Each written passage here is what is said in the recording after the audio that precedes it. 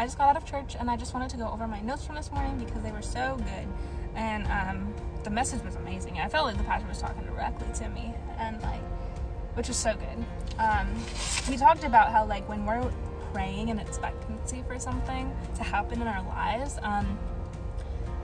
and start taking steps toward that, it can be hard to find the line between, is this a door that God is opening, or is this a door that I'm trying to control? And that's something that I struggle with all the time and have not figured out at all completely yet. And but he said, pray like it all depends on God and work like it all depends on you, which really stood out to me because I feel like I pray a lot and then I'm like, all right, God, I'm just gonna wait for you to do your thing, and you know what I want you to do. And that's not actually how it should work. We should be taking steps every day towards what we're praying for, and then trusting that God's either going to bless it or block it. He said the scariest prayer you can pray is, God, will you bless this abundantly or block it completely? And that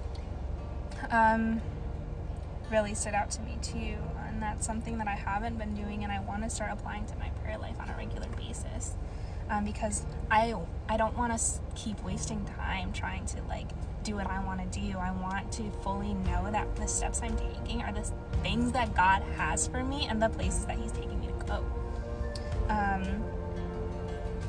He said that, a Priscilla Shirer quote, God is not just preparing the blessing for you, he is also preparing you for the blessing, which really was amazing. He said like, if you force your way through a door that God hasn't opened for you yet, or at all, then you have to rely on your own strength to keep that door open, and it's not something that we can do on our own. But if we wait for God's timing for him to open the door that he has for us, he will be there with us to back us up the whole time. And that was really convicting for me to hear, but also like incredibly reassuring that like I never have to do this alone, if I do it in the Lord's way.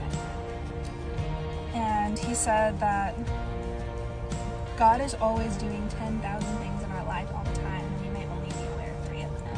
And to start praying that God would give us the eyes to see more of the things that he's doing in our life. And I feel like I'm so quick to be like, God, you're not doing this, you're not doing this, you're not doing this, and then I miss out on like getting to see the things that he is doing in my life every day. And that was really convicting to hear, and is something I want to start paying more attention to every single day. So my prayer is that God would teach me how to surrender fully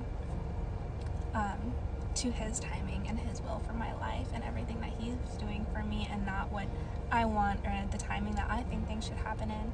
And also to start just having more discernment and being able to understand, okay, this is me doing this for me, or okay, this is God leading me to this. And I just want to leave you with Jesus' words, take heart, I have overcome the world. There is nothing that we are going to face that God already hasn't figured out. And I just hope that can encourage you today, and I hope you have a great rest of your Sunday.